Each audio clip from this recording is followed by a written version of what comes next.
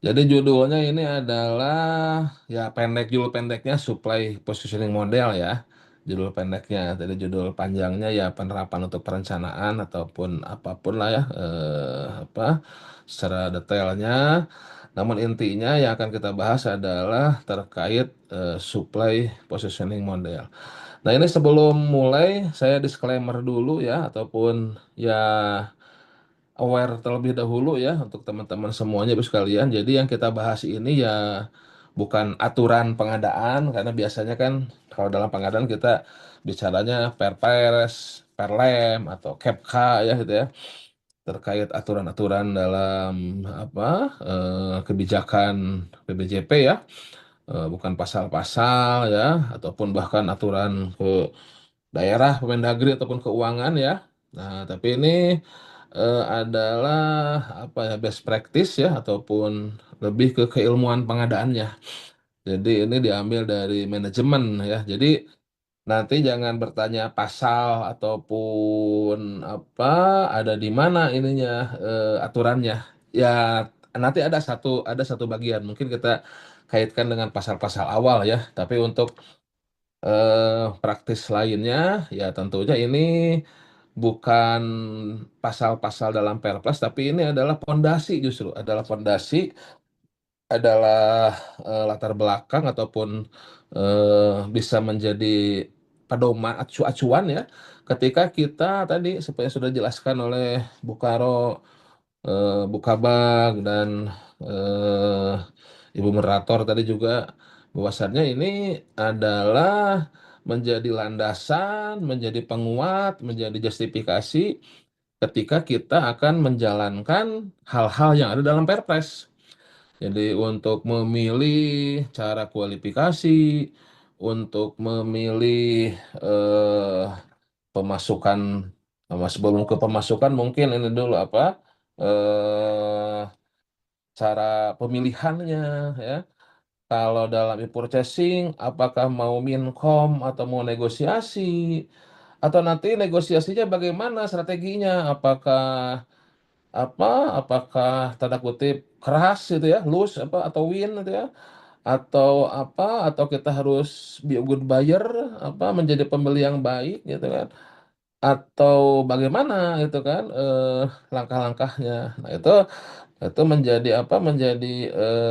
Menjadi landasan gitu ya untuk menjadi justifikasi untuk kita bisa menentukan ke depan. Ya namun ya di sini nanti tidak ada pasal-pasal ya, pasal tapi justru itu menjadi penguat ya, menjadi penguat apa? Menjadi penguat eh, terkait langkah-langkah yang akan kita lakukan ke depan dalam pengadaan yang tentunya ada pasal-pasalnya seperti itu. Jadi tolong ya simpan dulu itunya apa?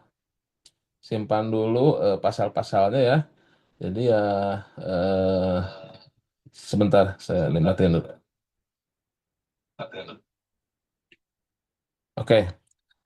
Nah, oke. Jadi pertama supply positioning model ini merupakan adopsi ya. Jadi adopsi dari metrik Kraljic namanya. Ini yang di apa yang dituangkan ataupun ditulis oleh Peter Kraljic ya.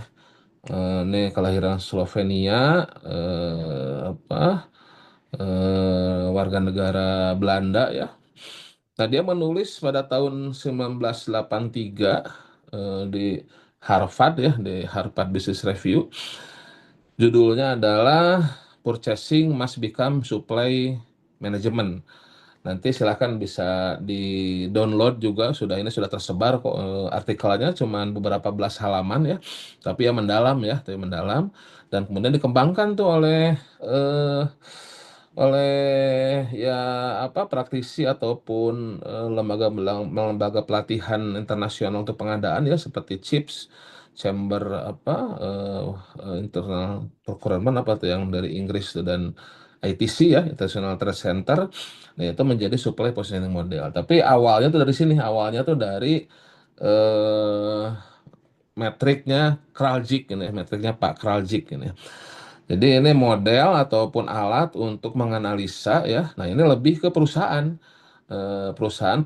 Purchasing di perusahaan ya. Portofolio dan positioning sebagai aktivitas strategik. Jadi bukan hanya sekedar apa? Bukan hanya sekedar aktivitas yang administratif ataupun sekedar beli gitu ya, bayar, tapi harus menjadi strategik aktivitas, jadi aktivitas yang strategik. Nah, ini metrik awalnya seperti ini ya. Ini tapi jangan dulu dihafalin ya, ini sebagai awalnya nanti, karena nanti untuk aplikasinya SPM itu agak berubah metriknya. Nah, kalau awalnya ini dia berdasarkan kepada eh, resiko supply ya, dan profit impact kepada apa, keuntungan perusahaan. Karena ini awalnya ini untuk perusahaan ya, jadi bukan untuk publik ya, lebih ke private. Makanya ini impact terhadap profit, terhadap keuntungan. Karena ya namanya apa namanya di perusahaan, tentunya yang nomor satu itu adalah profit ya, bukan beda dengan pemerintah. Nanti slide berikutnya kita lihat apa perbedaan antara private dengan publik ya, atau pemerintah. Nah, ini adalah konsep awal ya. Jadi eh, purchasing jadi apa, pengadaan bukan hanya sekedar fungsi operasional di apa, belakang meja, belakang perusahaan, tapi harus berkaitan dengan aktivitas strategis yang langsung berkontribusi kepada kompetitif, eh, keuntungan kompetitif. Jadi ya apa, ada added value ya di pasar gitu ya. Ini karena perusahaan ya, karena perusahaan. Nah, perusahaan yang apa, melihat purchasing atau pengadaan hanya sekedar apa, tekanan harga ya, ataupun apa, memproses pesanan ya, ini akan tadi itu akan dapat resiko yang sebenarnya tidak perlu lah gitu ya, tidak perlu, tidak perlu terjadi, bisa dihindari. Kalau dalam sepak bola mah pelanggaran yang ya seharusnya tidak terjadi gitu ya, pelanggaran sia-sia, jadi masih jauh dari gawang, masih aman, malah apa, malah dapat kartu ya, jadi ya sia-sia gitu ya pelanggarannya. Nanti apa, di pertandingan selanjutnya miss lagi ya. Nah, ini missing opportunity kalau di sini, jadi kehilangan kesempatan. Nah, kalau dalam sepak bola nanti tidak main nih, padahal nanti pertandingan penting ya ini, tapi nggak ada kaitannya dengan Persib mau juara nih ya, nggak ada kaitannya ini. Ini kita ke pengadaan ini ya, seperti ini.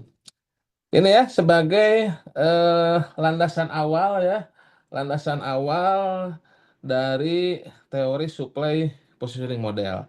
Jadi awalnya dari metrik Rajik. Nah, ini aslinya seperti ini metriknya, yang mana bottleneck-nya ada di kanan bawah. Tapi kalau SPM bottleneck-nya ada di kiri atas. Jadi jangan dulu diperhatiin, nah, jangan dulu fokus dulu ke sini, nanti ini hanya sekedar latar belakang aja. Tapi kalau memang tertarik silahkan ya, kalau memang tertarik ya, nanti bisa di-download, bisa dicari sendiri di Google ya. Judulnya adalah apa? Purchasing Must Become Supply Management ya. Nah, jadi sumbunya itu adalah importance of purchasing. Jadi ya pentingnya pengadaan. Ya, ini kriterianya. Kalau yang ke atas ya sumbu Y-nya ini ya. Jadi ini yang ke atasnya adalah cost-nya. Cost-nya, cost dari material karena ini di perusahaan ya. Kemudian apa, value added ya, value added apa, dari perusahaan, profit terutama ya, profit dan sebagainya. Jadi ini yang ke atas ini lebih ke apa, cost-nya, profitnya, seperti itu. Sedangkan yang ke horizontal, yang sumbu X itu lebih ke supply marketnya ya, ke pasarnya, lebih ke pasarnya ini, lebih ke pasarnya. Itu apa, kondisi dari pasar, dari supply, apakah monopoli dikuasai oleh satu ini ya, satu apa, pelaku usaha, atau oligopoli ya, atau dari sudut pandang penyedia ya monopsoni ya, atau apa, jadi bayarnya hanya satu ya, ataupun bayarnya beberapa, atau bayarnya banyak. Pace of technological apa, jadi bagaimana perubahan teknologinya, apakah cepat, kemudian apa, barrier to entry ya, halangan ke apa, ke pasar ya, cost logistik, kompleksitas dan sebagainya. Nah ini kondisi pasar nantinya ya kalau yang ke X ini. Ini sebagai ya sama sebagai tool strategik ya untuk ya sama dengan tadi yang udah jelaskan oleh Bukaro, Jadi untuk mengkategorikan pengadaan kita. Jadi ya kalau sekarang kan kita biasa apa ketika awal pengadaan itu membagi membagi ataupun mengambil jalan atau mengambil kategori itu dari barang, apakah ini barang, apakah ini konstruksi, apakah ini jasa lainnya gitu kan, apakah ini konsultan, karena kan masing-masing itu berbeda-beda ya. Ya konsultan yang beda jauh ya, kalau BPKJL beda-beda tipis ya. Nah itu biasanya kita, oh ini barang nih, nah berarti kan model dokumennya pun ambil model dokumen barang. Oh ini konstruksi, ambilnya dokumen konstruksi kan dari model dokumennya. Terus nanti metode pemilihannya, oh ini apa konsultan nih, berarti kalau mau kompetisi berarti pakai seleksi. Nah itu kategorinya biasanya di awal mulai dari pengkategorian jenis barang jasanya. Nah kalau di sini, kalau di private ataupun ya di teori manajemen di awal itu kita mengkategorikan bukan dari jenis barang jasanya. Nanti kita pakai jenis barang jasanya juga, tapi sebelum itu ya apa dilihat dari, nah ini kalau teori awalnya metrik Kraljic itu dari keuntungannya profit impact ya, impact terhadap keuntungan dan supply risk ya untuk ini tadi untuk apa untuk menentukan strategi pengadaannya, strategi purchasing. Nah, ini nanti itu akan menjadi 4 kuadran. Nah, SPM juga sama ya, tapi ini apa kuadran yang awalnya ya. Jadi istilahnya ini yang paling apa yang paling standar itu ya, yaitu apa profitnya ya tidak terlalu besar, impact terhadap profit terlalu besar ya, low impact ya, sama low complexity of supply marketnya ini mulai dari purchasing management ya. Nah, kemudian ada ini yang di manage itu adalah purchase-nya. Makanya di sini ada strateginya, salah satunya ya apa lebih ke efisiensi ya. Ini non critical item ya. Jadi ini yang apa yang sederhana. Ini harus strateginya ya apa? Strateginya ya harus apa? Harus administrasinya harus bisa apa? Bisa sederhana ya. Jadi bagaimana administrasinya tidak menjadi rumit gitu ya, menyederhanakan administrasi yang purchasing management. Nah, ini lebih lanjut kalau high impact lebih ke material manajemen. Ini material manajemen karena ini di perusahaan ya, di factory, di industri, jadi lebih ke material. Nah, ini apa leverage item ini ya, leverage item. Jadi ini impactnya besar ya. Nah, ini nanti bagaimana strateginya ini lebih ke cost ya, ke price ya. Kemudian yang ketiga ini sourcing management karena ini risk ini lebih memanage resiko ya, nih resiko pasar, lebih ke resiko pasar agar pengadaannya bisa berjalan terus ya. Ini kan, nah ini production based scarcity ya, dari apa kelangkaan ataupun ya resiko supply lah ya. Nah ini gimana caranya dari purchasing management ke supply management. Nah ini yang lebih strategik ya, lebih strategik. Nah ini adalah teori awal ya, sebelum ke SPM ya, teori awal yaitu apa? Itu dari metrik Kraljic ya. Nah, ini silahkan teman-teman bisa download sendiri, bisa dibaca sendiri ya. Ini ada judulnya Purchasing Must Become Supply Management. Sudah ada downloadnya dari Peter Kraljic ya di Harvard Business Review. Nah, ini siapa tahu juga ada teman-teman yang apa nanti akan menjadi agen pengadaan atau mau pindah ke swasta, ke BUMN. Nah, ini jangan pakai SPM tapi pakai Kraljik ini ya. Silahkan bisa didalami. Ya, nanti di situ ada beberapa lampiran yang membahas bagaimana di non critical item ataupun rutin ya, kalau disebut rutin non critical item, di leverage, di bottleneck dan di strategic item di 4 kuadran tadi bagaimana kondisinya seperti itu ya.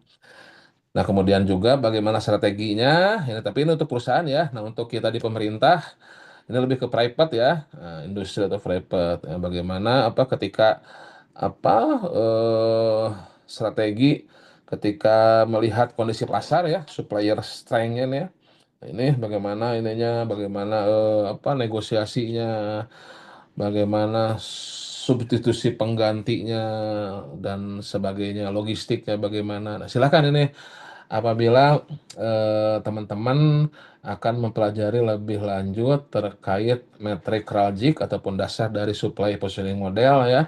Ini bisa di-download di Harvard Business Review Purchasing Must Become Supply Management. Nah, ini adalah menjadi dasar dari supply positioning model ya. Nah, ini jadi saya biasanya sih kalau di apa di acara-acara sebelumnya suka langsung ke SPM aja tanpa ke latar belakangnya. Tapi untuk sesi sekarang saya coba menjelaskan bahwasannya SPM ini dibentuk dari artikel ini ya, dari artikelnya dari Peter Kraljic ya, Purchasing Must Become Supply Management yang dipublish di Harvard Business Review. Nah, selanjutnya dari apa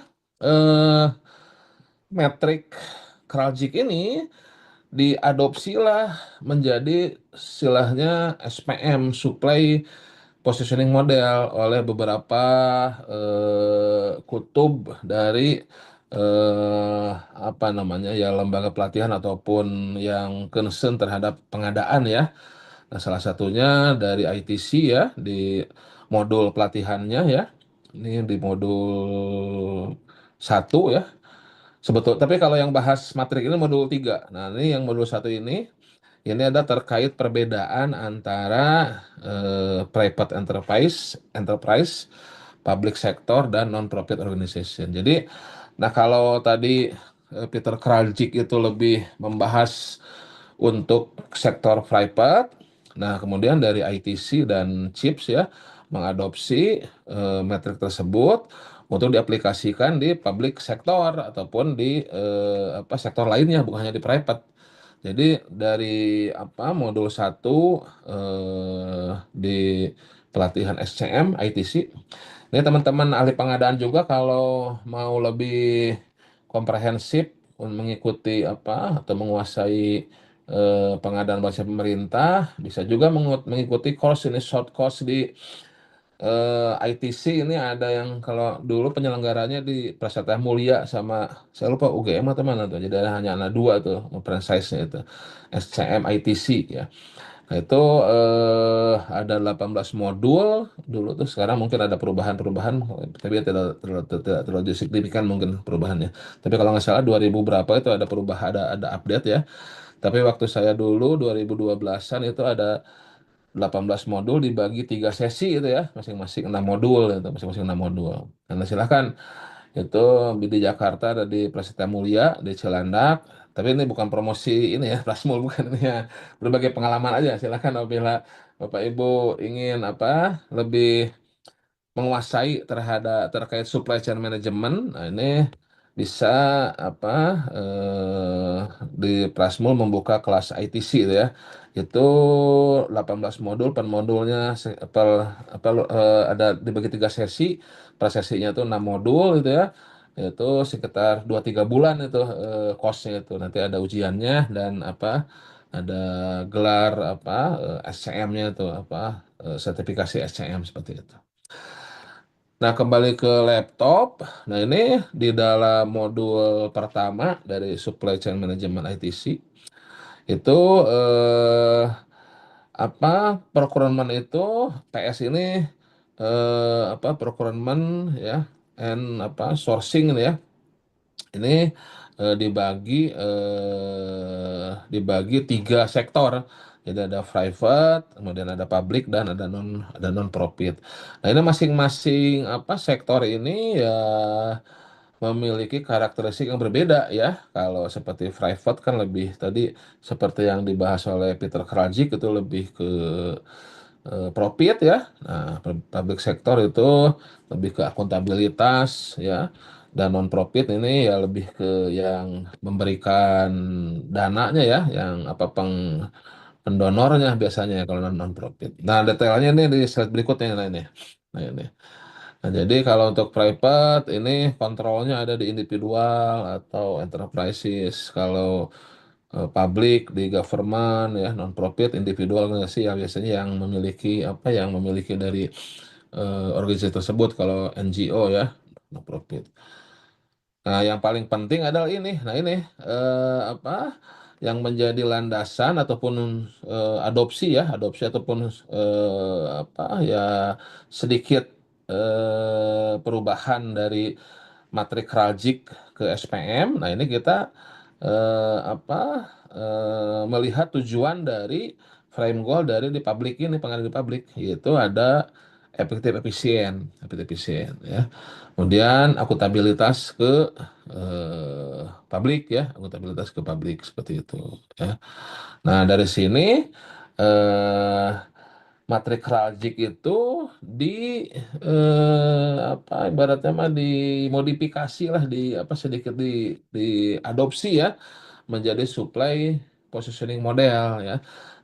Agar bisa dipakai di agar bisa dipakai di eh, pemerintah di publik seperti itu agar bisa dipakai di publik asalnya materi Krajik menjadi supply positioning model. Nah, nanti kita masuk ke supply positioning model, tapi sebelum itu eh slide berikutnya ini, nah ini saya sedikit mengingatkan kembali ada yang namanya pagar pengadaan. Nah ini pagar pengadaan ini apa, diperkecil dulu pagar pengadaan ya.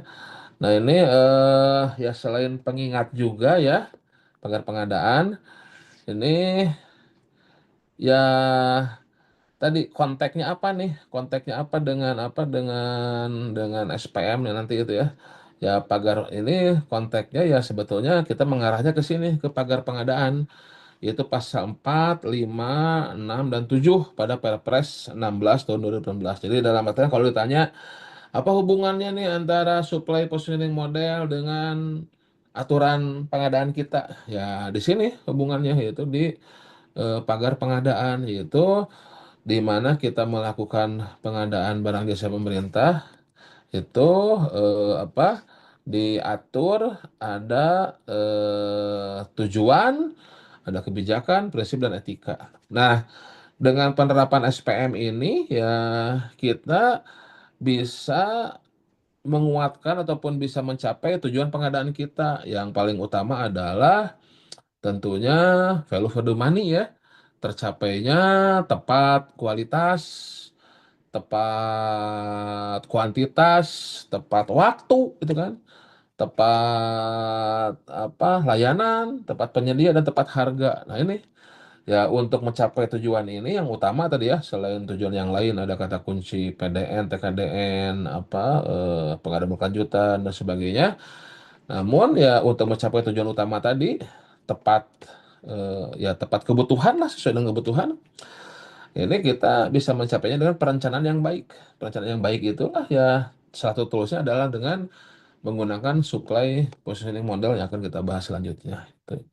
Kemudian ini juga mengingatkan juga ya untuk apa dalam proses pengadaan kita kadang kita selalu apa selalu sibuk gitu di proses pemilihan misalnya ya ataupun bertanda kutip berdebat dalam pasal-pasal ya tapi seringkali lupa bahwasannya apabila ada perdebatan terkait pasal, apabila ada ya keraguan dalam aplikasi pengadaan, maka kembalikanlah istilah saya ini pagar pengadaan, kembalikanlah ke tujuan pengadaan. Mana yang bisa mencapai tujuan pengadaan? Jangan sampai kita mengedepankan apa?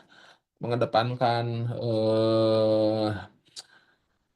proses ataupun praktiknya bagaimana aturan ya tapi tujuan tidak tercapai seperti itu ya ya kan kita seperti hidup itu kita melakukan apapun kan untuk mencapai tujuan kehidupan kita mau apa tujuan kita ada yang tujuan mau ke surga mau hidup mulia mau jadi sukses mau sehat nah itu tentunya semua yang kita lakukan harus dikembalikan ke tujuan kita. Itu sebagai pengingat ya dalam apa melihat aturan ya. Nah, jadi jadi kita bicara SPM, kita menguasai SPM itu ya agar tujuan tercapai gitu kan seperti itu. Begitu pula kebijakan ya. Ini kan turunan dari Tujuan adalah kebijakan. Kemudian prinsip. Nah, prinsip juga ini sangat jelas sekali. Di dalam prinsip kan ada efektif, efisien. Nah, ini dengan apa? Dengan kita menggunakan tools SPM ini, tentunya efektif efisien bisa tercapai ya. Dalam efisiensi harga bisa efektif ya tercapai tadi semua kebutuhan ya. Kemudian persaingan juga kan ada prinsip bersaing ya, kompetisi segala macam nanti kita lihat. Ini untuk mendukung prinsip ini. Dan tentunya ya menjaga etika pengadaan juga apa eh ya mengingatkan juga untuk teman-teman semua para pelaku pengadaan untuk tetap menjaga etika ya. Karena ya setinggi apapun, secanggih apapun pengetahuan kita terkait pengadaan ya kalau etikanya sudah terterobos ini pagar pengadaan ya etika terterobos terutama kalau di Perpres itu di bagian terakhir tuh ayat terakhir etika tuh yang apa tidak menerima hadiah apa janji segala macam itu kalau udah itu terterobos ya tentunya apa eh, bisa dikatakan ya percuma juga kita menyediakan spek yang udah bagus ya harga yang mendekati pasar tapi kalau etika terlanggar pasti tidak akan tercapai tujuannya seperti itu ya. Nah ini jadi kalau ditanya apa hubungannya SPM dengan Perpres dari sini pasal 4, 5, 6, 7 ya yaitu tujuan, kebijakan, prinsip dan etika yang merupakan istilah saya adalah pagar pengadaan. Kalau pagar pengadaan terjaga, kalaupun ada hal-hal yang ya tanda kutip misalkan agak tidak sesuai dengan aturan pun ya kalau pagarnya terjaga insya Allah akan ya walaupun tidak ada prinsip dalam pengadaan ya, walaupun aman itu nggak ada dalam prinsip pengadaan, pasti aman dan kondusif lah gitu ya. Kadang kita itu kan nyebutnya bagaimana aman, kondusif gitu kan. Padahal tidak ada dalam prinsip pengadaan ya. Tapi tentunya kalau pagar ini terjaga, ya pengadaan kita insya Allah berhasil ya. Baik sesuai dengan kebutuhan kita. Nah, tapi kalau ini terterobos, ya pasti pengadaannya akan bermasalah ya seperti itu ya. Apalagi zaman sekarang lagi musim ini ya, banyak penerobosan di pagar etika ini ya. Nah, ini harus hati-hati ini ya, tolong. Etika yang berhubungan dengan tindak pidana korupsi. Nah, ini tolong kita bisa menjaga sayap kiri kita nih ya, etika ini ya. Nah, jadi biar tidak terterobos oleh pihak-pihak yang ya tidak berkepentingan ataupun akan merusak pengadaan kita.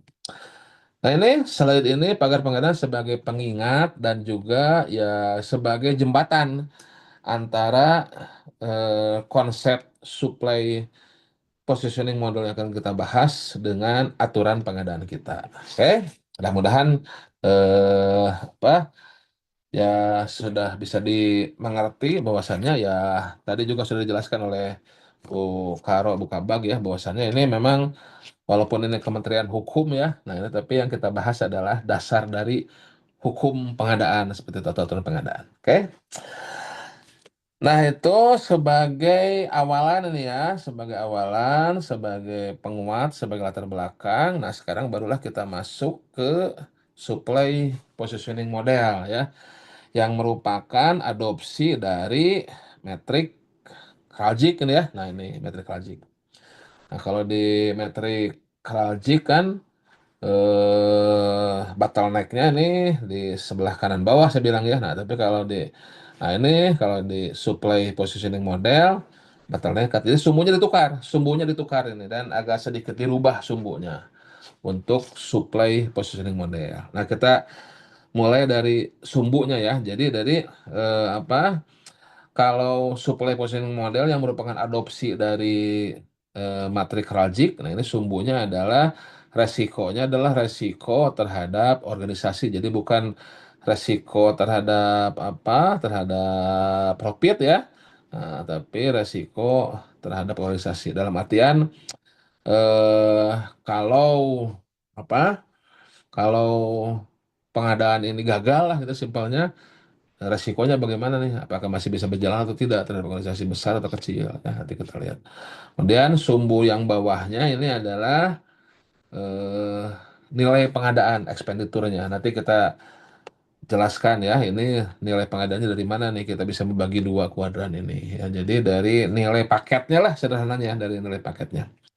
Tapi sebelum ke ini, tadi juga sudah dijelaskan bahwasannya dengan membagi kategori empat kategori ini ya. Kalau tadi kan biasanya kita ketika akan melakukan pengadaan tuh kita membagi kategorinya itu apakah ini barang, empat itu ya, empat jenis barang jasa, apakah barang, apakah konstruksi, konsultan atau jasa lainnya. Nah, sebelum itu kalau di tahap perencanaan ya apa?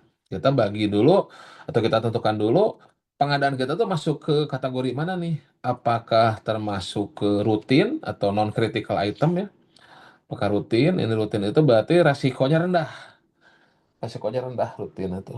Atau masuk ke leverage ya, sebelah kanan. Ini resiko rendah tapi ekspenditurnya tinggi. Kalau rutin tadi, eh, kalau rutin, eh, kalau rutin ini resikonya rendah dan nilai kontraknya juga rendah. Nilai paketnya juga rendah rutin ini. Jadi nilainya kecil, resikonya kecil rutin. Nah ini gambar burungnya seperti saya nih yang sedang berenang ini di di pinggir kolam sambil tidur-tiduran. Nanti kita bahas kenapa ini burungnya di pinggir kolam renangnya nggak kelihatan ya, tapi ini ya kayak inilah tempat rebahan lah ya sambil baca buku. Nah, kenapa seperti itu nanti kita bahas. Ini juga termasuk strategi ini. Nah, kemudian ada leverage ya istilahnya leverage. Leverage itu eh, nilai pengadaannya besar tapi resikonya rendah. Jadi kalau tidak berhasil, gagal ataupun ya apa barangnya tidak ada, produknya tidak ada, ya ini resiko terhadap organisasi tidak terlalu signifikan ya atau rendah. Ini leverage namanya. Jadi low risk, low expenditure. Nah, ya. Itu is ada ini. Maaf, maaf, maaf. Apa apa. Nah, nah kemudian ada bottleneck ya. Ada bottleneck. Bottleneck ini resikonya tinggi nih, resikonya tinggi, nilai pengadaannya kecil. Nah ini burungnya bawa botol ya, burungnya bawa botol, burungnya bawa botol bottleneck ini. Nah kemudian satu lagi, nah ini yang kritikal nih, kritikal ini high expenditure, high risk. Nah ini burungnya bawa bom ini. Nah, ini saya ambil dari ini ya, dari modul 3 ya. Modul 3 dari course supply chain management di ITC ini. Silakan teman-teman kalau yang mau lebih lanjut mempelajari ini bisa mengikuti course-nya langsung ya, silakan ini ya. Ada di ITC di Prasetya Mulia ini ya, silakan. Ya. Nah, selanjutnya nah ini jadi ketika di perencanaan kita tahu ada di kuadran mana, nah maka itu setting mindset kita, mindset pengadaan kita akan langsung menyesuaikan seperti kita, oh ini barang nih, oh kalau barang berarti jaminannya nggak pakai jaminan penawaran nih, paling ada jaminan pelaksanaan gitu ya, atau nggak ada jaminan pelaksanaan ya. Nah, yang lengkap itu jaminan sorry konstruksi ya. Kalau konstruksi penawaran ada, sangka banding ada, pelaksanaan ada gitu kan. Itu kan kemudian pemeliharaan ada lengkap paling lengkap. Kalau konsultan nggak pakai jaminan misalkan itu ya. Kalau konsultan nggak pakai jaminan hanya paling jaminan uang muka. Nah, itu sudah mindsetnya itu sudah langsung sudah langsung ngalir ngalur gitu ya. Sudah langsung alirannya kemana gitu kan. Nah ini juga seperti ini juga sama ya. Ketika kita bisa menentukan masuk ke kategori mana, maka mindset kita sudah langsung oh rutin ini ya low risk low expenditure, berarti strateginya bagaimana nih nanti kalau apa nego harga, oke nego harga tipis, tapi yang paling penting kita jangan repot oleh pengadaan rutin. Karena rutin itu kan kecil-kecil, jangan kita apa banyak tangan di sini, didelegasikan ke pejabat pengadaan, mungkin JF-nya JF muda gitu kan. Terus ini harus mempermudah, mempersingkat proses administrasi. Pakai e-purchasing karena rutin itu barangnya standar. Nah itu sudah mindsetnya itu sudah ngalur ya, ngalir gitu kan. Kayak seperti tadi, oh ini konstruksi gini, ini konsultan barang begini, jasa lainnya gini. Oh, leverage ini kita apa, barang apa, nilainya banyak. Ini kan bisa konsolidasi dari rutin. Rutin kan sedikit, jangan sedikit pengadaan, sedikit pengadaan, pengadaan kok sedikit sedikit. Nah, kita konsolidasikan ke leverage seperti itu. Di leverage ya karena ini banyak beli barangnya, ini sudah masuk economic order quantity ya berarti costnya harus kita tekan. Itu udah ngalir tuh, udah ngalur itu. Apalagi kalau kritikal, ini juga nih kritikal ini. Saya kemarin ada apa? Tapi harus hati-hati nih. Apa? Ya apa? Saya kemarin mengetahui informasi ada beberapa proyek nasional ya PSN. PSN itu ya pasti nilainya besar ya, proyek nasional ya, proyek nasional, proyek strategis, strategis ya, nilainya besar dan resikonya juga besar, kritikal. Nah, ini kalau dalam apa? Kalau dalam lagu mah lagu mual gagal lah gitu ya, yang lagu yang tidak gagal, lagu-lagu yang pasti yang siapa yang bawain pasti enak lah gitu ya, lagu-lagu yang terkenal dalam karaoke mah gitu ya. Nah ini juga nih paket kritikal ini paket nggak boleh gagal ini ya harusnya ya. Nah ini resikonya besar ya, resikonya besar terhadap organisasi, nilainya juga besar. Jadi kalau gagal itu, waduh ya, ya nggak boleh lah. Ini ini pengawas atau makanya semuanya harus hands on di sini harus apa harus perhatian nih semuanya nih dan tentunya monitoringnya bukan hanya di proses pelaksanaan saja. Ini kadang missnya adalah adalah pengadaan itu adalah pada saat pelaksanaan. Padahal pengadaan itu ada perencanaan, ada persiapan, ada pelaksanaan.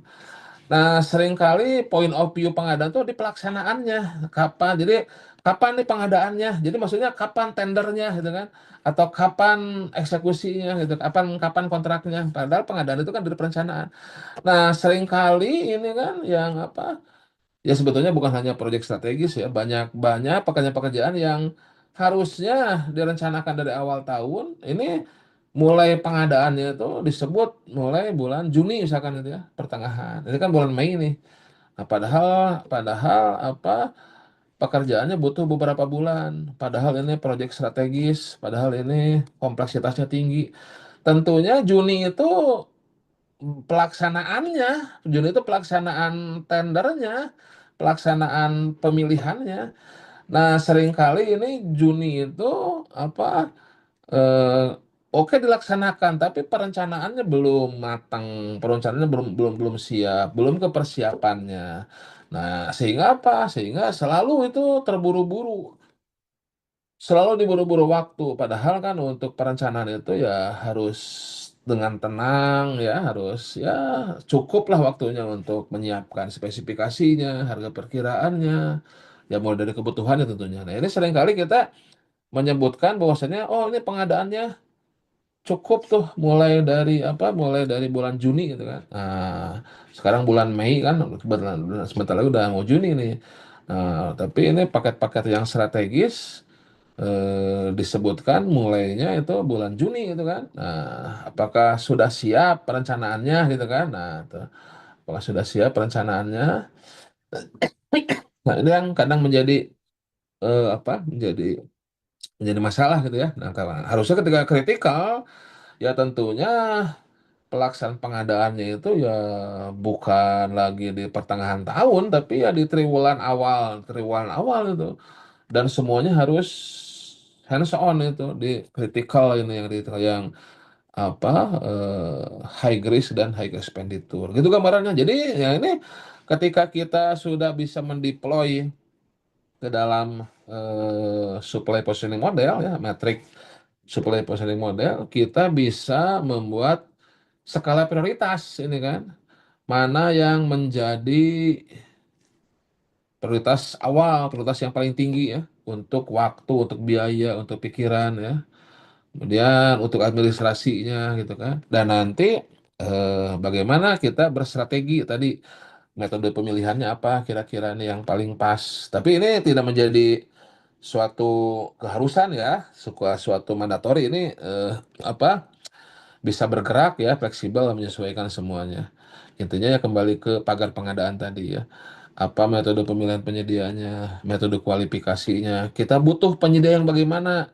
Apakah penyedia yang nanti ada sedikit mungkin di introduce juga SPM 2 ya, supplier perception model. Kalau ini kan supply positioning model, nanti di akhir ada supplier perception model atau supplier. Jadi melihat supplier bukan supplier perception model. Nanti kita lihat bagaimana ketertarikan supplier dan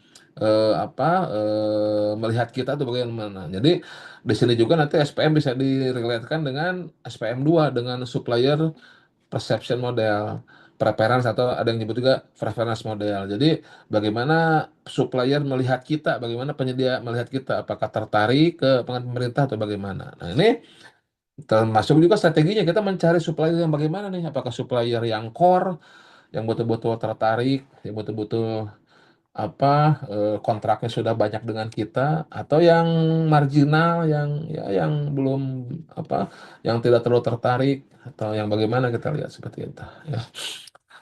Oke, nah ini pengenalan awal. Jadi inilah supply positioning model ya. Nah, ini digambarkan kalau dari ya, nah, ini ada burung-burung ini copyrightnya dari apa ITC ini ya. Nah, copyrightnya dari apa modulnya dari kursus short course dari SCM ITC ya. Kalau yang lain kan ya, modelnya beragam. Tapi yang jelas ini kuadrannya jadi sumbunya yang X itu adalah nilai pengadaan, expenditure, yang Y-nya yang ke atas itu adalah resiko terhadap organisasi. Nah, ini kemudian penamaannya ada rutin ataupun non kritikal ya, rutin. Kemudian leverage yang high expenditure, pengeluarannya besar, resikonya rendah. Kemudian kalau resiko tinggi ada bottleneck, resiko tinggi tapi pengeluarannya nilainya kecil, bottleneck ya. Dan ada critical ya yang expenditure. Nanti kita lihat contoh-contohnya apa ya, contoh-contohnya. Oke, jadi inilah supply positioning model ya. Supply positioning model. Nah, ini apa gambar ini copyrightnya dari apa dari ITC itu ya. Dari ITC modul 3 ya. Nah, ini maksud saya nih nanti model-modelnya yang lain mungkin nggak ada burung-burungnya, ini ada burung-burungnya dari ITC. Nah, kemudian ada apa di sini ada 80 item, 20 item, 20 value-nya. Ini Pareto ini ya, ini hukum Pareto. Nanti kita bahas Pareto. Jadi untuk menentukan value-nya, nilai pengadaannya, expenditure-nya, salah satu pendekatannya kita bisa menggunakan Pareto. Jadi Pareto itu kalau nggak salah suaminya Bu Reto itu ya. Bu Reto sama Pareto. Ini, nah apa? Kalau kita itu banyaknya yang 80% item ini, 80% jumlahnya ya banyaknya, 80% jumlahnya banyaknya. Itu ternyata kalau dari sisi nilainya, dari sisi uangnya, value-nya itu hanya 20%. Jadi kalau di rumah ya 80% barang itu nilainya kecil, nilainya hanya 20% kalau dijumlahkan. Misalkan mulai dari dapur ada katel, sendok, garpu, gelas, meja, kompor gas gitu kan. Itu kan itemnya banyak. Nilainya hanya 20%. Kemudian ke ruang tamu ada meja, kursi, figura segala macam itu banyak item kan, nilainya hanya 20%. Dan apa yang satunya lagi 20% item, 20% jumlah item itu nilai value-nya, nilai rupiahnya 80% ya. Sama di rumah juga kan sedikit, paling kan yang bernilai tinggi itu hanya mobil, mobil apa ya, kalau punya batangan emas mungkin ya itu, batangan emas atau palas bisa itu ya, atau rumah ya. Nah, paling berapa tidak sampai 10 item ya. Jadi 20% itemnya tidak sampai 10 item, tapi nilainya memang menguasai jadi apa laporan harta kekayaan kita ya. Nah, itu kurang lebih begitu asosiasinya. Pareto itu ya, suaminya Boreto itu. Jadi apa yang 80% banyak jumlahnya itu nilainya kecil, hanya 20%. Dan sebaliknya yang sebelah kanan yang leverage itu 20% jumlah item tapi nilainya besar. Nah, itu juga emang saya pernah mengambil data dari sirup ya. Saya pernah mengambil data sirup waktu zaman COVID itu dulu dan memang ya terjadi begitu. Jadi apa jumlah paket ya jumlah paket yang kecil-kecil itu eh, jumlahnya berapa juta saya lupa pokoknya jutaan ya jutaan jutaan paket itu yang nilainya kecil-kecil itu nilainya saya lupa belum ngambil berapa ya ngambil 2,5 miliar atau berapa saya lupa pokoknya ya tadi yang Pareto tadi tapi kalau nilainya yang besar signifikan yang puluhan miliar gitu ya itu jumlahnya hanya 100 ribuan kalau nggak salah. Jadi jutaan dengan 100 ribuan itu ya berapa persen berarti ya? Ya tadi 10-20% tadi gitu kereta. Jadi yang paket kecil-kecil itu, yang kecil itu banyak jutaan jumlahnya tuh. Saya lupa berapa juta, jutaan jumlah. Yang pengadaan langsung mungkin gitu ya, pengadaan langsung. Nah, itu yang rutin ya, yang rutin. Nah, sedangkan yang nilainya besar itu hanya berapa gitu. Bahkan yang di atas 100 miliar tuh hanya berapa paket itu lupa ada berapa paket saya tuh. Itu sedikit sekali nggak sampai puluhan itu berapa belas paket atau yang berapa ratus miliar itu. Nah, itulah terjadi Pareto ini. Jadi makanya ini bisa dibagi kuadran ini yang tengah-tengah antara pembeda antara bottleneck rutin dengan critical leverage bisa kita menggunakan teori Pareto seperti itu. Ya, tuh. Oke. Jadi inilah metrik supply positioning model ya. Supply positioning model. Oke, nah ini ya apa? Ini dari modul SHKNI ya, SHKNI. Jadi modul SHKNI ini diadopsi juga dari modul ITC ya. Nah, ini cuman gambarnya dihilangin. Nah selain Pareto bisa juga kita menggunakan nilai pengadaan per tahun ya. Jadi berapa nilai pengadaan per tahunnya? Jadi apakah apakah nilai pengadaan langsung gitu ya? Nah, ini silakan. Jadi ini sebetulnya pembatasnya tidak menjadi suatu hal yang harus harus sekian nilainya gitu ya. Apakah nilai 200, 2,5 miliar? Ya, intinya silahkan ya masing-masing organisasi bisa menentukan sendiri gitu ya mana batas antara rutin dengan leverage karena juga nanti ada istilah oh ini rutin tapi mendekati leverage gitu kan seperti itu ya oh ini rutin murni gitu kan nah, kalau diperdalam di modulnya ya silahkan jadi batasan ini ya batasan antara rutin leverage ya ataupun bottleneck dan critical batasan nilainya berapa ya dalam modul ITC ataupun SLKNI ya tidak ada nilai pasti berapa gitu kan tidak ada nilai pasti berapa ya cuman ya pendekatan konsepnya bisa dari Pareto tadi ya 80-20 atau ya dari nilai pengadaan ya dengan sesuai dengan ketentuan kita ada 200 2,5 ya bisa silakan silakan ya. Oke nanti ya tentunya tinggal dilihat strategi yang paling cocok mana seperti itu ya. Nah jadi ya bisa dengan Pareto ya. Ini nomornya kok satu semua apa ya bisa dengan Pareto atau juga satu lagi bisa kita menggunakan nah ini yang tadi nah ini ada A, B, C, D itu adalah klasifikasi ini dengan model ataupun teori klasifikasi ABC seperti itu. Nah, model teori klasifikasi ABC. Jadi maaf. Jadi klasifikasi ABC itu ya metode klasifikasi persediaan yang membagi item menjadi ya kategori ABC ya. Kategori ABC berdasarkan nilai kontribusi masing-masing terhadap total. Jadi terhadap semua ya. Terhadap total ya. Lalu atau nilai persediaan perusahaan. Nah, ini nanti menempatkan perhatian menempatkan perhatian terbesar terhadap ya sama terhadap yang value-nya tinggi ya. A ya. Jadi A itu kategori A itu yang memiliki nilai tinggi ya nilai tinggi ya. Walaupun jumlahnya sedikit. Jadi mirip dengan Pareto, cuman itu klasifikasinya ada tiga ya. Kalau Pareto kan dua ya. Pareto dua. Jadi kalau Pareto kan apa suaminya Bu Reto, kalau ABC ya dibagi tiga lah gitu ya. Ya tuh. Mungkin poligami ini mungkin ya. Dari itu kurang lebih ya. Jadi sumbunya resiko terhadap organisasi ya atas risknya. Kemudian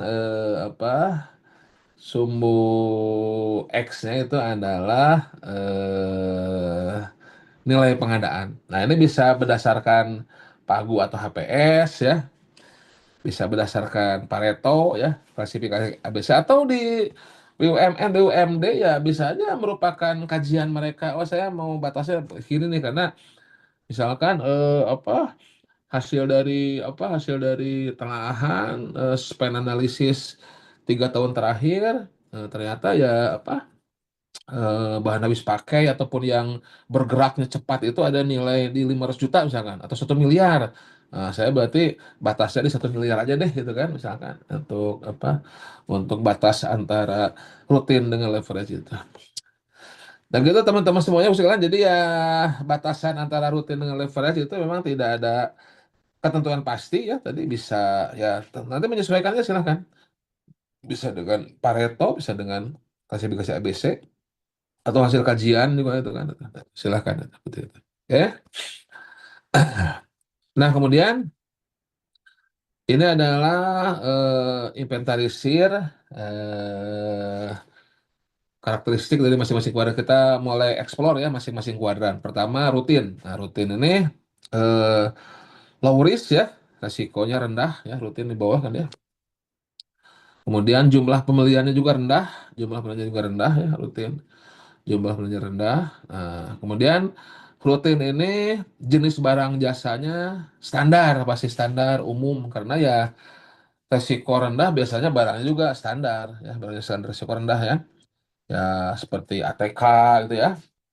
Tapi bisa tapi bisa relatif juga, jadi tergantung organisasi juga. Jadi seperti yang dijelaskan tadi oleh Ibu Karo ya, Bu Kabag ya bahwasannya ya ini bukan hanya melihat per item barangnya gitu, per jenis barangnya, tapi ya di masing-masing organisasi bisa berbeda-beda juga. Jadi jangan dibuntel kadutkeun gitu lah mun bahasa sejarah mano ya. Jadi jangan disamakan semuanya gitu kan. Nah, ini kalau di misalkan tadi ATK di organisasi A misalkan itu rutin itu misalkan resikonya rendah. Tapi siapa tahu di apa di suatu organisasi yang memang banyak membutuhkan ATK ya. Ya misalkan di ya kalau ke swasta mah ke private misalkan di tempat fotokopi lah gitu ya. Itu menjadi hal yang bisa jadi bottleneck resiko tinggi ya bisa atau bahkan jadi kritikal apa ATK itu ya kertas segala macam karena kalau nggak ada kertas di organisasi tersebut nggak bisa kerja misalkan itu kan apakah di mana di kelurahan mungkin atau di mana ya saya nggak tahu nah contoh aja jadi ini bisa berbeda-beda dari satu organisasi ke organisasi lain tergantung tergantung ya tadi karakteristiknya tergantung ya apa misalkan layanan tertentu ya layanan internet yang memang apa bekerja di IT itu bisa jadi kritikal ya bisa jadi besar ya bahkan harus ada backupnya ya tapi mungkin di sisi lain layanan internet itu ya hanya sekadar rutin aja nggak ada internet pun nggak apa-apalah gitu kan misalkan karena memang tidak banyak perlu internet bisa jadi rutin seperti itu ya tapi secara umum ya rutin itu kita definisikan resikonya rendah kemudian uangnya juga sedikit ya kemudian barangnya standar dan penyediaannya banyak ya, rutin itu karena ya barang umum ya barang umum kemudian ini nanti daya tarik ke penyediaannya eh, rendah biasanya ya karena uangnya kecil daya tarik penyediaannya rendah ya itu karena kecil itunya apa nilai pengadaannya itu rutin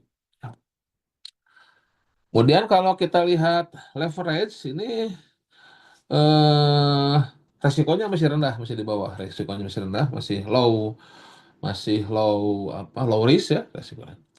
Kemudian ekspenditurnya, nah ini karakteristiknya dia khasnya adalah jumlah pembeliannya banyak, ekspenditurnya banyak, nilai kontraknya tinggi. Dia bahkan bisa kalau kita cek apa economic order quantity bisa melebihi yang seperti itu. Nah, barangnya masih secara umum masih standar, barangnya masih standar ya. Nah, apa karena risiko rendah ya biasanya standar barangnya. Low risk biasanya barangnya standar. Nah, ini daya tarik dari penyedia pasti tinggi karena kan nilai kontraknya besar, daya tarik penyedia pasti tinggi untuk masuk ke pengadaan di leverage ini. Nah, contoh barangnya ya di leverage yang kita beli banyak, misalkan beli komputer banyak, misalkan di suatu instansi bisa aja di leverage itu banyak ya. Beli furniture, misalkan ada instansi baru, beli barang baru ataupun apa. Atau yang memang sudah menjadi rutin ya, sudah menjadi rutin tapi nilainya banyak gitu ya. Nah, di sini nama nama rutin itu bukan hanya berulang ya, tapi yang non kritikal sebetulnya. Nah, ini yang leverage itu ya pembeliannya bisa aja pembelian rutin tapi nilainya signifikan banyak, lumayan banyak. Setiap tahun memang ada pengadaan yang banyak seperti itu. Misalkan contoh ya makan minum bisa jadi leverage kalau memang ya di instansi tersebut memang banyak terima tamu gitu ya. Nah, dengan terima tamu bisa jadi leverage karena menilainya memang banyak jumlahnya seperti itu. Ya, itu leverage. Mungkin seperti itu ya. Nah, ini memang ini bergantung ke masing-masing instansinya. Ya, seperti itu. Nah, kemudian kita bergeser ke bottleneck. Ya, kalau bottleneck ini khasnya adalah high risk, resiko tinggi, resiko pengadaan tenaga kondisi tinggi. Ini ya gimana caranya menurunkan resiko nanti strateginya. Jangan jangan jangan sampai gagal. Karena biasanya bottleneck walaupun kecil ya, jadi jumlah pembeliannya atau ekspenditurnya kecil, tapi ini biasanya berkorelasi atau berhubungan dengan menjadi dasar, menjadi keberlanjutan ke paket berikutnya. Ini alamiahnya di bottleneck itu konsultan misalkan ya. Konsultan itu kan nilainya kecil, tapi resikonya tinggi ini. Ini kalau konsultan tidak jalan, misalkan Kumham mau bikin gedung lapas atau apa gitu kan, itu perencanaan yang nggak berjalan ya fisiknya tidak berjalan. Itu juga terjadi di di eh, dapur itu ya. Konsultannya tidak berjalan ya dapurnya juga fisiknya tidak bisa dibangun itu tentunya yang dari APBN ya, seperti itu ya. Itu. Ya jadi eh, high risk ini walaupun nilainya tidak terlalu signifikan, nilainya rendah ya, low expenditure, tapi high risk kalau tidak berhasil resiko ke organisasinya besar seperti itu ya. Nah, jenis barangnya ataupun karakteristiknya ini ya biasa ya variatif. Jadi tidak standar, kadang tidak standar, kadang juga ya standar. Jadi ini variatif, ada yang standar, ada yang tidak ya. Ya kita harus melihat ini bagaimana dan treatmentnya pun akan sangat berbeda ketika barangnya tidak standar. Ya standar ada tapi jarang ya. Tapi ya di bottleneck ini biasanya kemungkinan kita akan menghadapi produk-produk yang tidak standar, ya. Makanya ada resiko itu ya karena biasanya tidak standar barangnya. Tapi biasanya resikonya, maksudnya mungkin saja resikonya bukan nempel pada produknya, bisa saja nempelnya misalkan dari deliverynya, dari hal di luar itunya, pendukungnya ya, dari pendukungnya bisa juga yang menjadi tidak standarnya. Misalkan masalah transfer teknologinya bisa juga itu kan, pelatihannya gitu ya. Nah, intinya variatif ini. Di bottleneck, jenis barangnya itu bisa variatif di bottleneck itu. Ya, itu yang menyebabkan high risk itu, yang menyebabkan resiko tinggi itu salah satunya ya. Gitu ya. Oke. Dan nah ini di bottleneck jumlah penyediaannya sedikit ini. Jumlah penyedia sedikit ini bottleneck nih. Nah, bottleneck jumlah penyedia sedikit. Ya karena barang yang resiko tinggi ini dia sedikit itu. Ya. Oke. Dan daya tarik penyediaan juga rendah ya. Rendah daya tarik penyediaan. Kenapa rendah? Karena uangnya kecil, resikonya tinggi, ya pasti rendah lah. Biasanya daya tarik penyedia paling rendah di sini di bottleneck. Karena ya uangnya sedikit, resiko tinggi. Wah, ya mirip-mirip di pengadaan itu. Low expenditure, high risk. Nah, kita bottleneck ini pengadaan. Nah, ini nanti kalau kita hubungkan dengan SPM 2 dan terakhir kita lihat ya, ini untuk bottleneck ini harus yang develop, yang harus yang memiliki ketertarikan tinggi, ya kayak kita gitu kayak saya pribadi ini di pengadaan yang high risk low expenditure harus banyak ketertarikan tinggi, harus passion tuh pengadaan ini juga sama nih. Untuk bottleneck yang low expenditure high risk harus penyedia yang develop nanti kita lihat SPM 2 ya, harus yang penyedia yang memiliki ketertarikan tinggi nih. Apa agar bisa mengamankan resiko gitu ya, sama kita juga di pengadaan nih, agar bisa mengamankan resiko gitu. Jadi nanti kalau dari SDM nyari ahli pengadaan, nah cari yang develop itu, cari yang develop, cari yang ketertarikan tinggi, yang passionnya pengadaan. Karena di pengadaan itu cenderung bottleneck ya, bahkan menuju kritikal mungkin ya, high risk, ya, high expenditure. Nah kritikal ini high risk, high expenditure, resiko tinggi, uangnya juga, pembeliannya juga tinggi pengadaannya. Nah, inilah sebetulnya di kritikal ini yang harus kita fokus semuanya ya.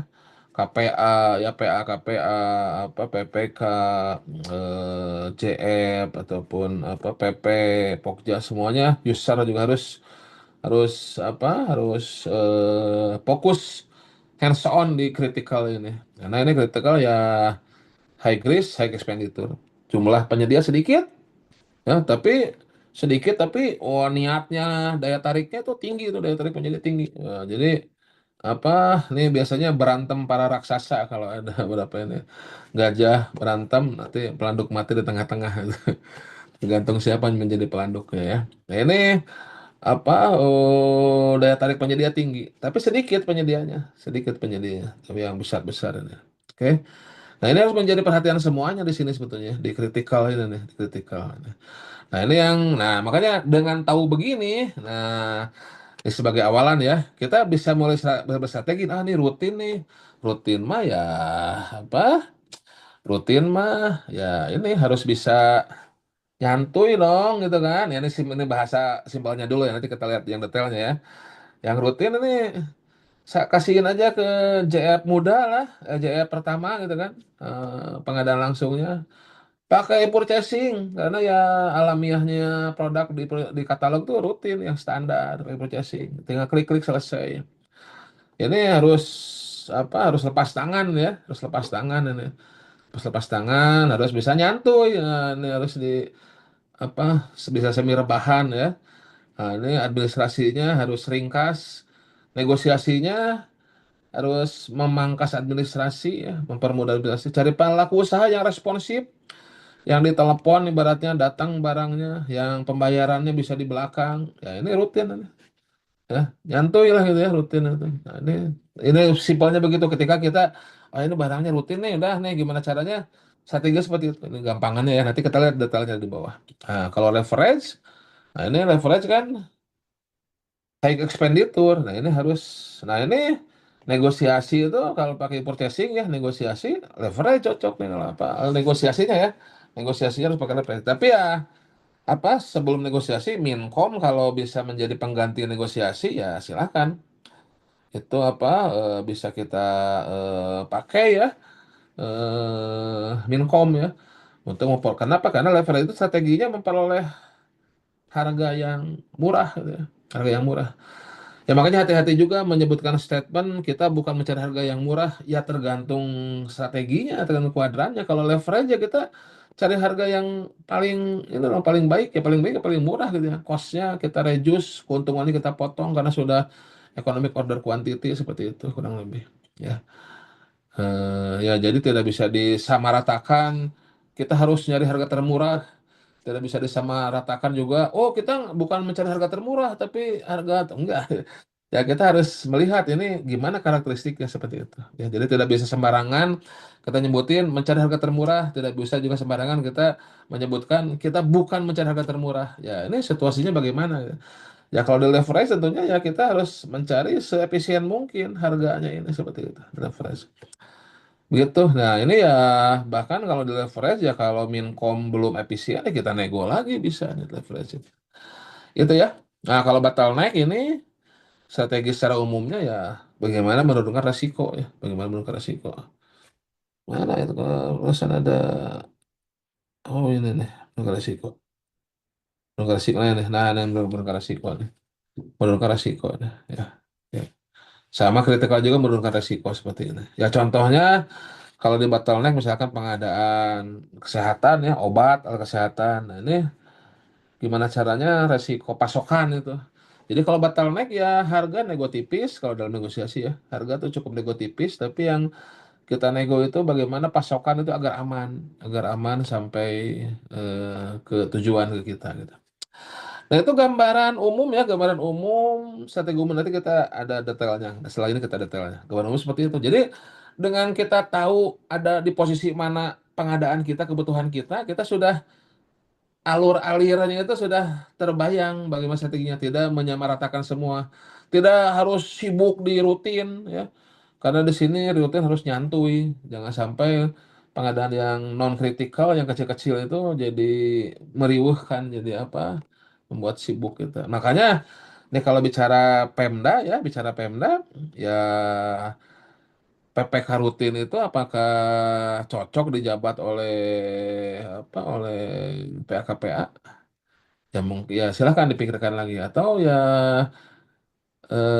yang bottleneck critical ini resiko tinggi ini yang harus oleh PAKPA gitu ya. Nah, silahkan. Jadi apa terkait kemarin kan ramai itu masalah PPK di daerah. Kalau saya pribadi sih menyarankan ya hybrid. Ya sesuaikan ya. Jadi bukan hanya sekedar strategi pengadaan ya, SDM-nya juga nih. Kita bisa menambahkan SDM di rutin ini ya, SDM-nya harus SDM yang ya SDM junior ini sini.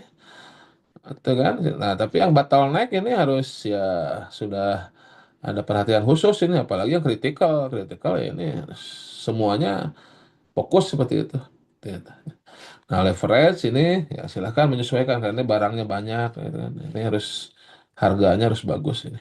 Nah, itu kurang lebih ya gambarannya. Nah, selanjutnya, nah bagaimana kita aplikasinya ini saya tidak terlalu detail ya, ini model aja ya. Bagaimana kita mengaplikasikannya dalam keseharian pengadaan kita ya. Pertama ya petakan kebutuhan ya ataupun paket ya, kita kita bisa melakukan analisis itu ya, butuh satu paket atau ya seluruh kebutuhan silahkan bisa aja kita deploy. Tapi kalau kita sebagai PPK atau PP ya atau Pokja punya hanya mengeksekusi satu paket, bisa aja kita oh nih, jadi satu paket itu ada di kuadran mana nih paket kita nih. Nah, petakan ada di mana nih? Kalau dia high expenditure, high risk, critical kan, critical. Wah, critical berarti wah ini harus ada tim teknis, ada tim ahli nih yang membantu kita gitu kan. Jadi satu paket pun bisa kita petakan. Atau ya kalau di UKPBJ ataupun di user di perencanaan ya kita deploy semua pengadaan dalam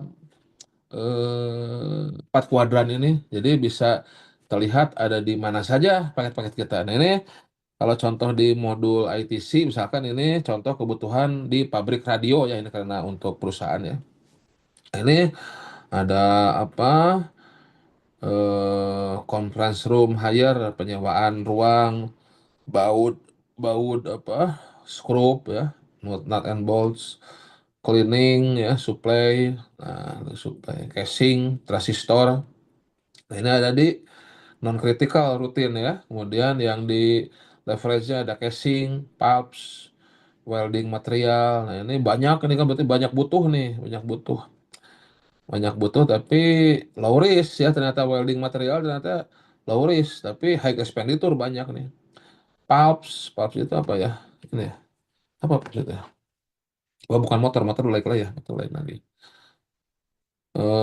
Tuning device, motor yang atas ini motor, nah critical motor speaker, nah speaker emang berarti di radio emang speaker menentukan tuh speakernya yang karena ke kualitas suara ya, nah ini critical, harganya juga lumayan, dan kalau jelek ya ini bisa impactnya tinggi. Nah ini kelihatan kan speaker, kalau di radio speaker itu jadi tinggi ya. Tapi kalau apa di organisasi lain mungkin speaker jadi rutin ya, mungkin ya jadi rutin.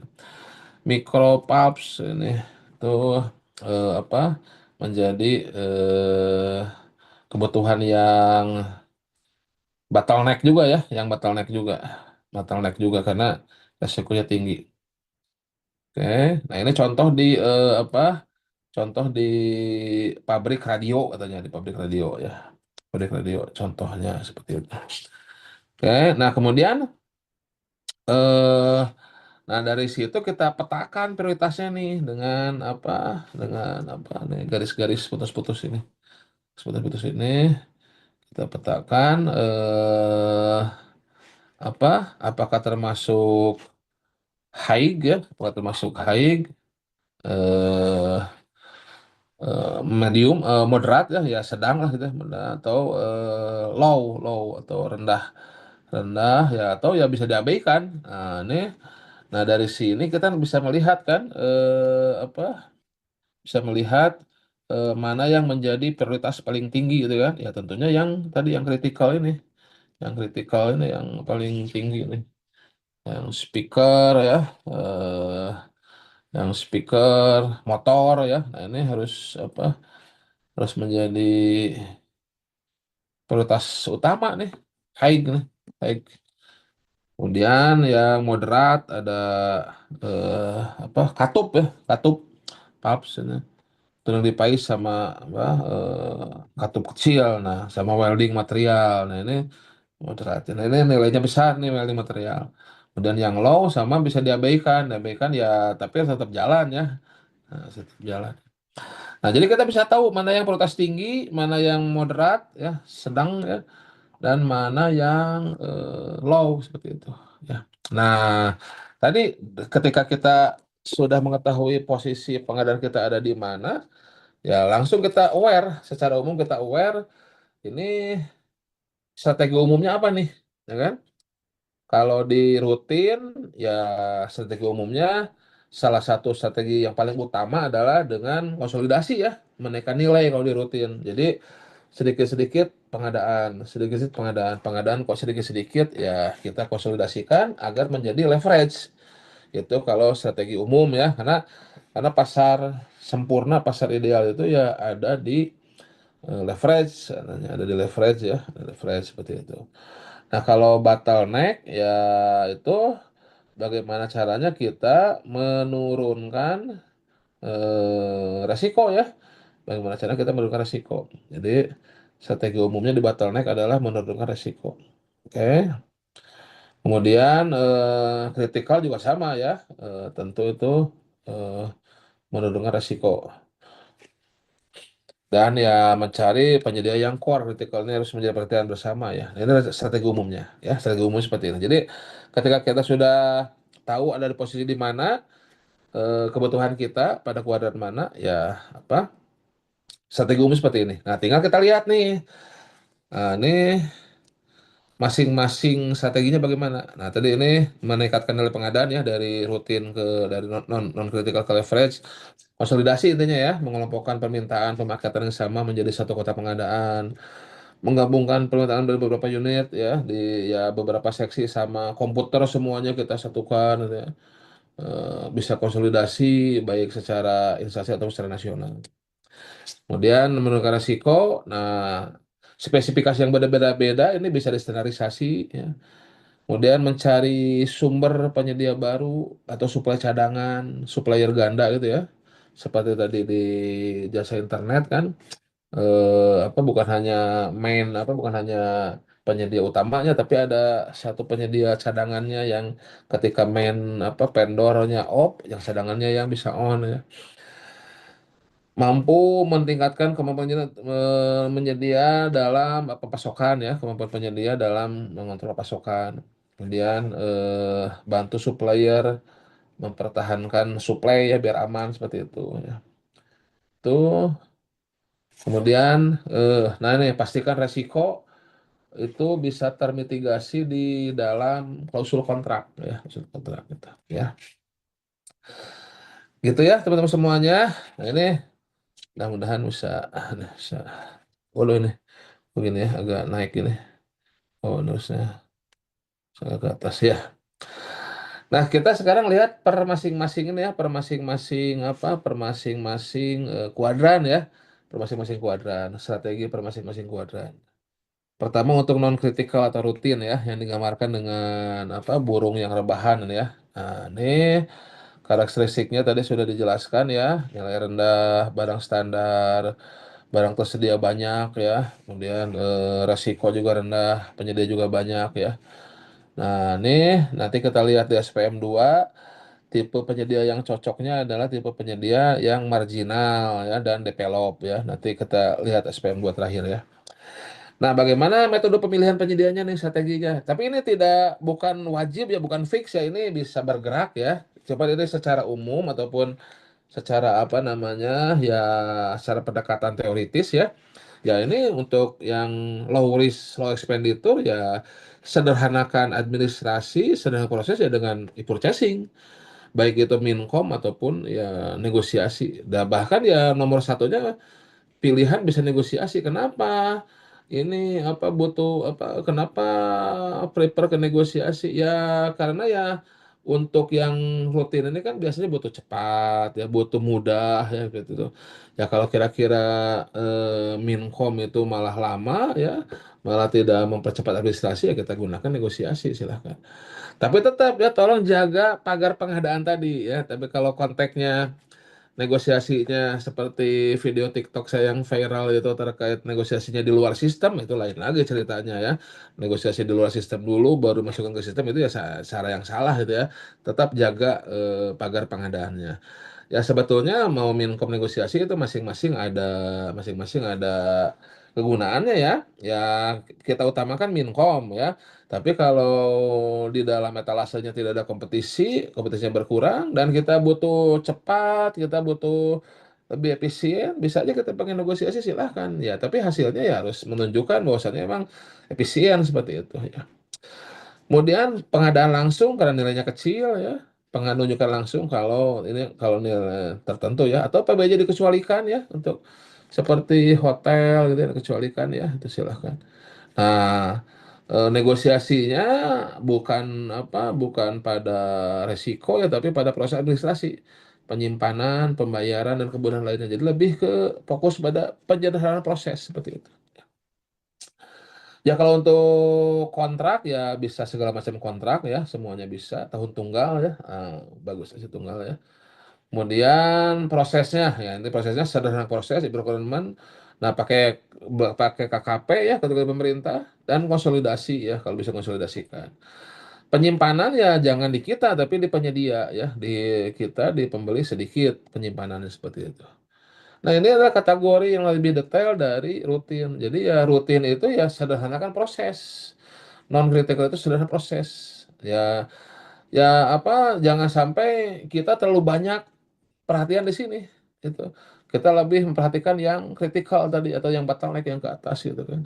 Jadi yang rutin ini ya bukan berarti kita tidak mau tidak bukan berarti diabaikan tapi ya bisa dilepas tapi aman gitu ya. Nah, walaupun aman bukan prinsip pengadaan ya tadi dengan sistem ya cari penyedia yang develop ya untuk jangka panjang seperti itu silahkan. Itu ya di rutin gitu ya. Negonya ya nego pada proses. Harga bisa tipis karena kan ini umum ya standar ya ini barangnya standar harusnya harganya udah bagus ya. Kalau mau kurang bagus ya kita turunkan seperti itu. Tapi ya lebih ke proses, lebih ke penyimpanan, lebih ke pengiriman, lebih ke kecepatan karena ini barangnya umum. Gitu kita di rutin ya. Oke, kontrak ya karena nilainya kecil, bukti pembelian, kwitansi ya. Oke. Jenis kontraknya menyesuaikan ya. Ya tahun tunggal ya jarang ini untuk yang apa long term ya. Spot buy biasanya nih ya karena langsung oke ini rutin kemudian leverage nah ini leverage kalau leverage ini kan fokus pada harga nah ini kan fokus pada harga teorinya karena ini nilai pengadilannya besar barang standar barang banyak tersedia risiko rendah banyak penyedia juga nah, fokus pada harga kita kompetisikan harganya itu seperti itu. Ya. Tipe penyedia bisa ekspor atau keluar nanti kita lihat di SPM 2 ya sedikit ya. Kompetisi tinggi, harga jadi penentu. Nah ini kan, jadi kompetisikan. Ya bagaimana sebenarnya? Ya bagusnya tender atau seleksi. Tender atau seleksi. Ya kalaupun pakai katalog purchasing ya kita lihat bagaimana apa tipikal produknya gitu ya. Kalau standar ya bagus bisa purchasing juga dengan Minkom ya. Minkom. Atau ya ada kemungkinan penunjukan langsung kalau kondisi tertentu silahkan lihat di pasal 38 ayat 5. Nah, negosiasinya ya fokus pada harga, fokus pada harga. Kalau dia sudah economic order quantity ya bisa cut profitnya ya. Kita cek efisiensi prosesnya, open book costing ya. Bundling bisa bundling ya. Intinya penurunan semua biaya dan kita bisa pakai dalam negosiasi bisa pakai cara win or lose. Jadi kita merasa di atas angin lah seperti itu. Nah, prosesnya tentunya kompetisikan harga, sederhana proses, broker juga bisa seperti itu. Semua jenis produk. Nah, ini untuk jenis kontraknya ya kalau bisa tahun jamak kayak kebersihan itu ya, biar ini kan nilainya besar kan. Nah, ini bisa kita wah, turun harga apa kita apa nego nego nego bagus gitu ya. Tapi ya kita kasih kontrak lebih silahkan. Gitu. Nah, bagusnya ya di leverage kan kontrak bersama ya, kontrak bersama pengadaan seperti itu. Itu penyimpanan di penyedia safety stock ini kalau ini ya perusahaan ya, ada pabrikan safety stock di pembeli, medium control ya tengah-tengah lah ini ya. Gudang utama di penyedia. Jadi tetap utamanya di penyedia tapi kita ada apa? Kita ada kontrol juga. Ini apa sih sebentar kita lihat juga. Oh ini harusnya seperti ini. Nanti kita perbaiki lah. Nah kemudian bottleneck ya. Nah strategi bottleneck. Bottleneck, nah ini resiko tinggi kan, resiko tinggi, barang tidak standar, penyedia sedikit, ya, oke. Nah, ini fokusnya kita adalah penurunan resiko, bagaimana resikonya nih. Nah, ini kalau apa? Kalau dalam negonya ya nego tipis ini. Nah, bagaimana nih metode pemilihan penyedianya? Metode pemilihannya ya kalau dia hak paten satu penyedia ya akan lebih baik penunjukan langsung. Kalau nilainya kecil pengadaan langsung ya langsung. Kita cari yang betul-betul penyedia yang develop, penyedia yang bagus lah seperti itu dan minatnya tinggi ya. Pengadaan kecualian bisa, bahkan ya swakalola ya, swakalola dari kolam ahli dengan PTN PTS karena nih kita menurunkan resiko kan apa kita turun resiko kan dengan apa dengan dari PTS PTN kan bagus gitu menurunkan resiko sudah ahlinya lah gitu ya sudah ahlinya silahkan itu sudah ahlinya kemudian negosiasi ya be a good buyer karena kita ingin menurunkan resiko ya jadi pembeli yang baik ya bantu penyedia menjaga risiko dan bagaimana caranya menjaga kontinuitas pasokan. Harga ya bukan menjadi concern nego tipis lah jadi bukan utama. Pastikan supply dan itu pastikan ada dalam kontrak supply kita amankan karena ini high risk ini. Contohnya obat misalkan ya, alat kesehatan. Kontrak semua ya bisa kontrak payung ya bagus kontrak payung gitu ya atau kontrak multi years bagusnya karena kan develop jadi ini resiko tinggi dia kita kasih oke lah kita apa kita sama-sama ini kerjasama ya nanti tahun depan kita kontrak multi years itu kan nah dia lebih lebih semangat lagi untuk menjalankan pekerjaannya gitu Mas, seperti itu inventory seimbang ya nah ini kemudian kok gini sorry sorry kemudian apa proses strategi ya perencanaan kebutuhan harus betul-betul di ini proses re-engineering ya dilihat spesifikasinya apa ada bisa yang di apa inovasi ataupun ya betul-betul diamankan resikonya otomasi dan be a good buyer ini resiko apa mengamankan resiko seperti itu.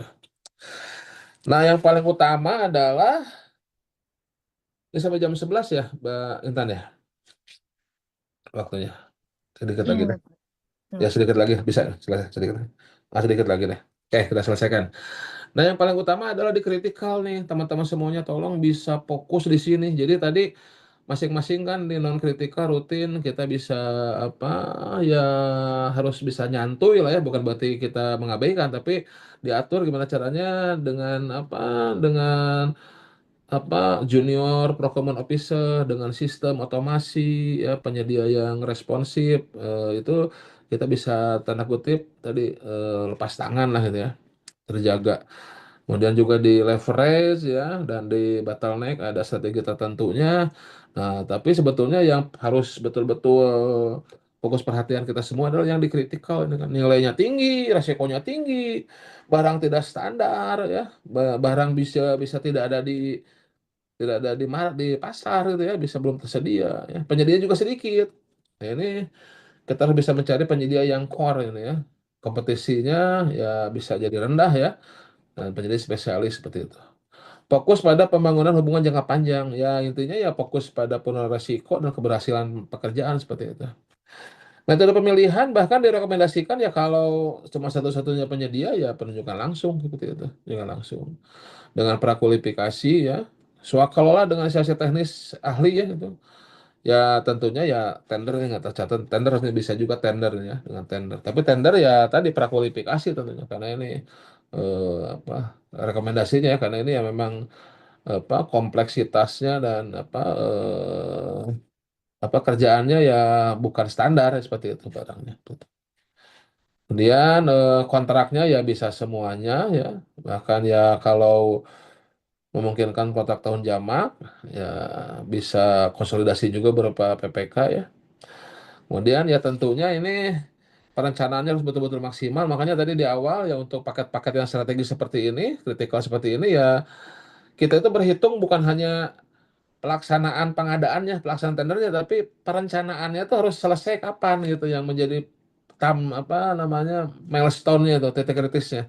Perencanaan kebutuhannya jangan sampai oh iya Juli pelaksanaan tender tapi perencanaannya masih bolong besar. Sirup udah input oke, tapi sirupnya kadang bolongan gitu ya, masih belum maksimal sirupnya, speknya masih belum kuat.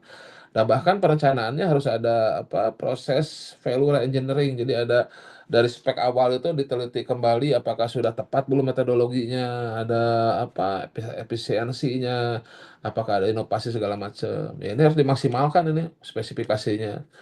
Itu ya ini kita harus di sini harus betul-betul apa betul-betul perhatian ya negosiasinya pun ya win and win ya menjamin kelangsungan dan kualitas pasokan sekaligus mengurangi biaya. Nah, ini yang paling berat di sini. Jadi jangan sampai gagal ini kan. Tentunya ya yang disebut pengadaan di sini adalah perencanaannya ini harus betul-betul disiapkan dari awal ya. Nah, ini seringkali kalau saya lihat kan apa dalam monep-monep kan, oh ini pengadaannya nanti bulan Juli misalkan ya, pengadaannya. Maksudnya pengadaan itu proses pemilihan. Nah, tapi apakah sudah siap atau belum ketika Juli, ayo tender. Ternyata perencanaannya masih belum bagus, masih belum baik, bahkan masih nol besar mungkin ya. Padahal ini kritikal, wah udah gitu kan, pasti tidak akan berhasil lah seperti itu. Jadi kalau memang ini kritikal, tentunya ketika nyebut pengadaan kritikal, maka yang kita lihat itu adalah perencanaannya harus selesai kapan, udah dicek perencanaannya bagaimana, speknya udah siap belum gitu kan, dan segala macam. Semuanya harus fokus ke kritikal seperti itu ya. Nah, itu adalah supply positioning model dan strategi-strateginya. Ya, ini mudah-mudahan bisa pelan-pelan dicerna terlebih dahulu ya, dikunyah pelan-pelan karena ini memang materinya ya apa bukan e-purchasing katalog ataupun ya seperti yang suka banyak ditanyakan seperti itu ya. Ini juga mudah-mudahan ya bisa sedikit-sedikit dicerna, mudah-mudahan bisa sedikit-sedikit dikunyah, dikristalisasi terlebih dahulu. Ya, saya pikir ini ya mudah-mudahan dalam praktek di pengadaan bisa bisa apa menjadi dasar lah seperti itu ya. Oke. Kemudian, nah ini ada sedikit perkenalan lah ya, tambahan bonus. Ada namanya supply perception model, ini SPM 2 bisa disebut. Kalau tadi SPM 1 ya, ini SPM 2. Atau ada yang nyebut juga supply preferencing model. Ya, ini jadi bagaimana penyedia supplier melihat kita dari ketertarikan, nih, sumbu ke atasnya ketertarikan, attractiveness dan nilai pengadaan yang apa yang sudah diperoleh. Jadi value of the business dari suppliernya berapa value of the business ya jumlah kontrak yang sudah dia peroleh seperti itu. Nah, tadi di atas sudah ada nyebut-nyebut kan kalau yang apa kalau yang bottleneck kita bagusnya dapat develop nih. Develop itu ya ketertarikan tinggi walaupun nilai kontraknya masih kecil develop nih, ya kan? Tapi kalau yang kritikal kita harus dapat yang core nih. Yang core itu ya apa ketertarikannya tinggi ya, kemudian nilai value-nya juga apa kontraknya juga sudah besar. Jangan sampai yang core punten-punten ini ya, yang core. Saya juga sedih nih kalau jadi saksi ahli ini. Udah pengadaannya kritikal strategis, penyediaannya itu bukan yang core gitu kan, bukan yang core, bukan yang ketertarikan tinggi, benar-benar ketertarikan tinggi, penyediaannya yang baru berdiri atau penyediaannya ya entah siapa gitu kan, yang bukan core. Padahal itu proyeknya proyek kritikal seperti itu. Nah, itu develop yang core ini yang ketertarikannya tinggi. Nah, ini yang ketertarikannya rendah, nuisance, exploitable ya, exploit ya. Ini nuisance itu ya yang AB lah, ini spot buy boleh nih, one time customer ya buat yang rutin bisa juga, tapi ya spot buy seperti itu. Exploitable ya ini, nah ini yang agak kurang ajar ini, apa dia sudah dapat banyak, tapi apa ketertarikannya masih kurang ya ini. Ya, ini harus apa? Harus agak dihindari kalau exploitable ini seperti itu.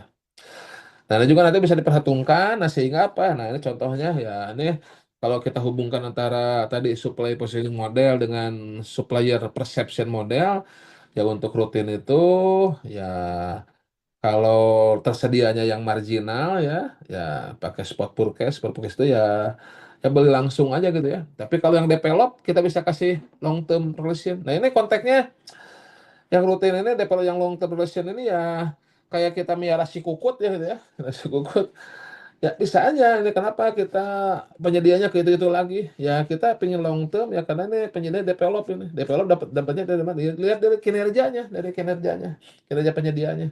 Di paling 12 ada kinerjanya. Nah, bisa aja kita kembali ke penyedia yang sama kan, RO, return order, boleh long term relation. Dan kita juga negosiasinya kan bisa ini apa kalau memang kita nyoba ke yang lain tidak berhasil ya batnanya best alternative to negotiated agreement kembali ke penyedia yang lama. Jadi ya, selama dia develop ya ini makanya selama apa penyediaannya yang develop yang ketertarikannya tinggi. Itu bisa menjadi alasan kenapa kita kembali ke penyedia lama, tapi tetap pagar pengadaannya terjaga. Jadi ada juga kan yang menyebutkan wah apa KPK ataupun auditor alert itu kalau penyediaannya itu saja gitu kan.